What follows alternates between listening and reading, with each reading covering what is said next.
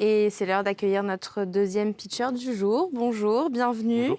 Calice Djoudi, vous êtes Bonjour, le Calice. fondateur d'Exode. C'est ça. Je vous rappelle les règles. Vous avez 1 minute 30 pour pitcher devant Eric qui sera attentif à votre pitch. Bonjour, Audrey Calice. au marché de votre secteur et évidemment Fred à votre produit. Et on les laissera ensuite délibérer pour vous noter de 1 à 10. Est-ce que vous êtes prêts? Je suis prêt. Eh bien, top chrono, c'est parti. Ok. Alors, le problème des déodorants aujourd'hui, c'est qu'ils sont soit bio mais pas efficaces, soit efficaces mais nocifs. Il y a 3 ans, je suis tombé sur une étude scientifique qui était assez dingue, qui montrait que l'huile de Nigel détruit la bactérie responsable des mauvaises odeurs, le Staphylococcus hominis. L'huile de Nigel, c'est une huile qui est extrêmement connue en Orient, mais très peu connue en Occident, alors qu'elle a des vertus sur la santé et sur la peau qui sont tout simplement incroyables. Du coup, j'ai repris une vieille recette de ma tante et j'y ai ajouté de l'huile de Nigel. Du coup, j'ai créé le premier déodorant à l'huile de Nigel et c'est une tuerie, il est extrêmement efficace. Concrètement, il y a uniquement 5 ingrédients à l'intérieur. Il va détruire les mauvaises odeurs de transpiration grâce à l'huile de Nigel. Il va régénérer la peau en profondeur et il ne bloque pas la transpiration, mais il l'absorbe comme une éponge grâce à la fécule de maïs à l'intérieur.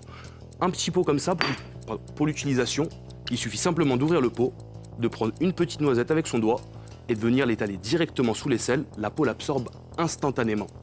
Un petit pot comme ça dure 3 mois et ça coûte uniquement 12,90 €, soit à peu près 4 € par mois pour un déodorant super efficace.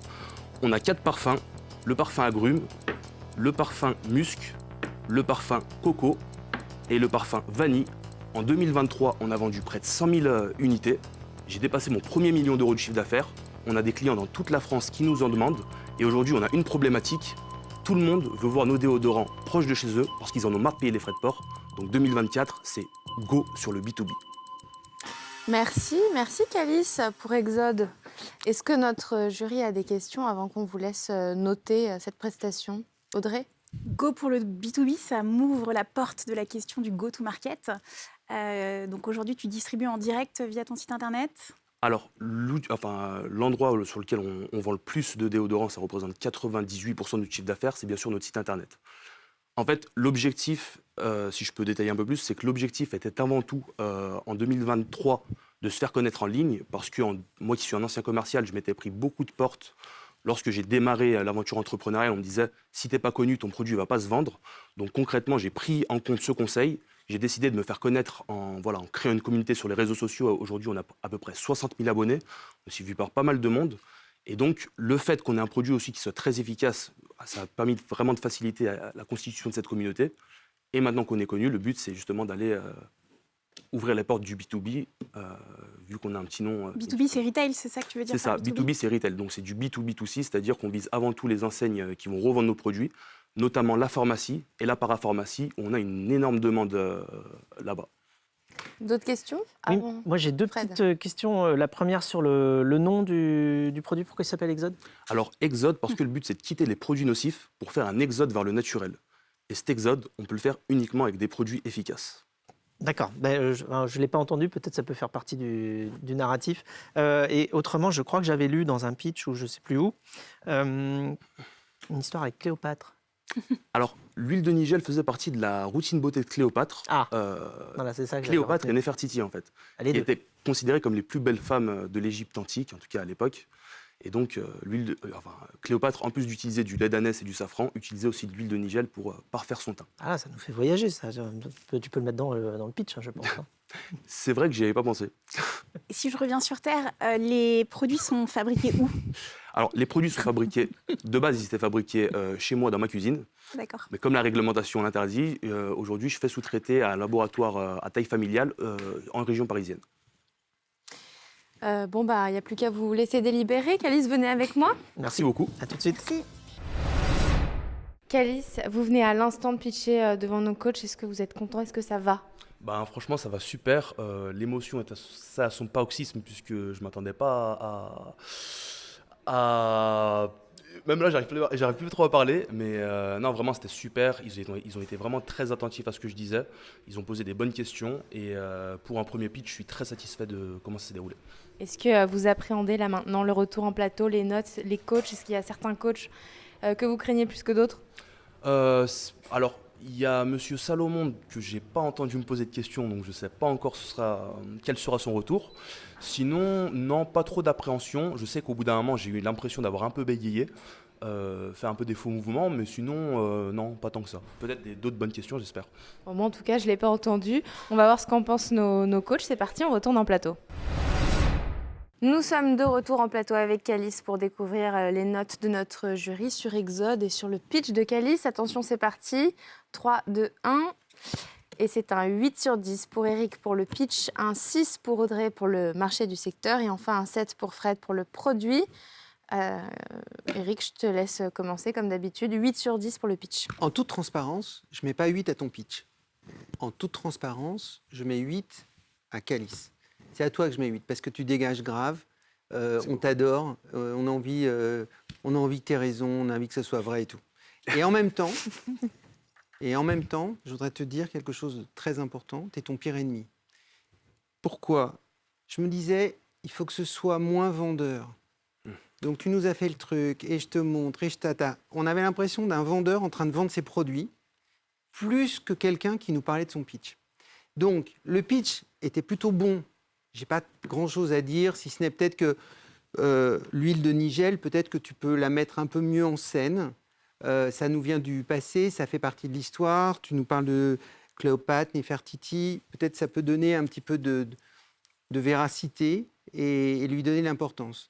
Mais ce sur quoi je pense qu'il faut que tu progresses, c'est d'être dans un ton plus conversationnel et moins vendeur. Et quand tu as dit « Ah, je suis un ancien commercial », je suis « Ça y est.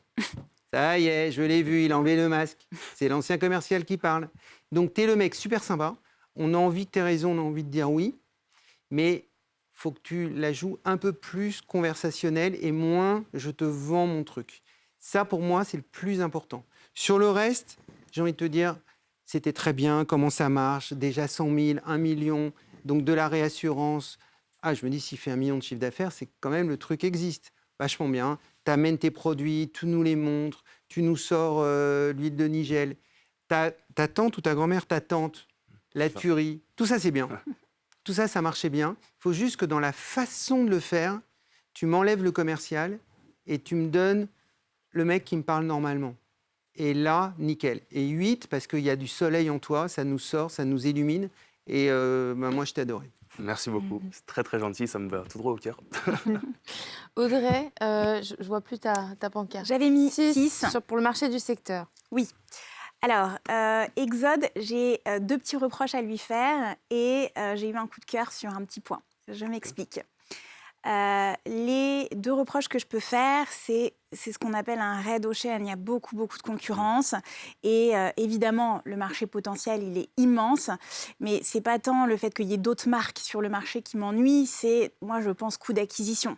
Tu as un site internet, j'imagine que tu dois dépenser des Google AdWords, tu dois dépenser de l'argent en marketing. Et je me dis, vu la concurrence, j'ai peur que tu dépenses trop et que tes marges soient réduites. Ça, c'est mon premier point un petit peu négatif. Le deuxième point un peu négatif, c'est tu n'as qu'un SKU, ou en tout cas, tu n'as qu'une catégorie de produits. Qu'un quoi, excuse-moi Audrey. En fait, une seule gamme de produits. SKU, c'est single Key unit. key unit. Ce qui m'embête un peu avec ça, c'est qu'une fois que tu as acquis justement le consommateur et que tu as peut-être dépensé un peu d'argent en marketing pour l'acquérir, eh bien, il faut l'amortir pour faire du cross-sell. Et donc, si tu me proposais plusieurs autres gammes, moi, dans ma tête, je me dirais, OK, il a peut-être dépensé beaucoup, mais il le cross-sell. Donc, il vient sur le déodorant, mais derrière, il va lui vendre du parfum, du savon, je ne sais pas, peut-être du linge de maison, enfin, d'autres choses avec cette huile spécifique. Et là, je me dirais, OK, ça a peut-être coûté cher en acquisition, mais derrière, il amortit. Mon coup de cœur maintenant, c'est la pharmacie. Dommage que tu ne l'aies pas dit directement dans le pitch. Tout le monde fonce sur le retail, la grande distribution, ça écrase les marges, il y a une concurrence énorme, on se retrouve face à face dans les rayons avec des concurrents directs. La pharmacie, tout de suite, ça assoit beaucoup de crédibilité. C'est plus dur d'y rentrer, plus compliqué, la barrière à l'entrée est plus compliquée. C'est un bon positionnement. Merci beaucoup. Et enfin, Fred, pour le produit, tu as mis 7 sur 10. Oui, j'ai mis 7 sur 10. Alors, j'ai quand même supposé que le produit, peut-être parce que Calice est très bon vendeur, donc je l'ai cru. Hein. J'ai supposé que le produit était efficace. Après, voilà, c'est 7 et c'est pas 10 parce que je pense que je tiens compte aussi du fait que c'est un produit dans une galaxie d'autres produits. C'est compliqué de se démarquer. Alors voilà, après tu nous as présenté un produit qui est type déodorant, mais effectivement, je pense qu'avec une marque comme ça, tu ne vas pas pouvoir faire une seule chose. Il va falloir qu'effectivement tu penses avec une logique de gamme de produits différents et que tu vas pouvoir les aligner. Donc aujourd'hui, on a effectivement un produit qui est unique. On espère qu'il est bien. Et à côté, que tu vas lui mettre des petits frères et des petites sœurs pour élargir la gamme. Avec une belle marque comme Exode, c'est joli. Tu as tous les droits à déposer pour utiliser Exode dans ton domaine. Ouais. Bien sûr. En fait, si je peux rajouter juste ça, je ne l'ai pas précisé parce que c'est vrai qu'on est surtout connu pour le déodorant, mais récemment, on a sorti un baume à lèvres à l'huile de Nigel, on vend du miel de Nigel, de l'huile de Nigel, on a sorti aussi une gamme douche à base d'huile de Nigel avec un shampoing, un après-shampoing, un gel douche. Le but, c'est vraiment de créer une atmosphère autour de l'huile de Nigel parce que cette huile, elle est magique et elle a des bienfaits en fait dans tout type de cosmétiques. D'accord. Je ne l'avais pas précisé parce que j'avais suivi une eh ben c'est fait maintenant et donc on va changer nos notes. Merci énormément. Merci Calice, merci d'être venu nous présenter Exode et très très bonne continuation. Hein. Merci à vous, merci beaucoup. Calice. Que du bien pour la suite. Vous êtes 4, est-ce que je peux vous offrir un déodorant chacun? Ah Tout à c'est fait. adorable. C'est parfait. Il y en a On verra plus. peut-être ça juste après le... On va pas les tester tout de suite, mais on les testera. tout de suite. Merci beaucoup. Quoique. C'est la fin de cette émission. Et oui, si vous aussi, vous voulez venir pitcher ou nous suggérer un invité, vous pouvez le faire en scannant le QR code qui est en train de s'afficher sur votre écran ou alors nous écrire à lespionniers@bfmbusiness.fr. On sera ravis de vous accueillir sur le plateau. Vous pouvez aussi suivre les coulisses de l'émission en tapant tout simplement Les Pionniers chez Fred Mazella un petit peu partout sur Internet, en replay, en podcast. Vous nous trouverez partout. Merci beaucoup Rebecca. Merci Fred. Merci Eric. Merci. Merci Audrey. Merci, Une Fred. très très bonne session du pitch cette semaine. Et quant à nous, on se retrouve justement la semaine prochaine. Les Pionniers chez Fred Mazzella sur BFM Business.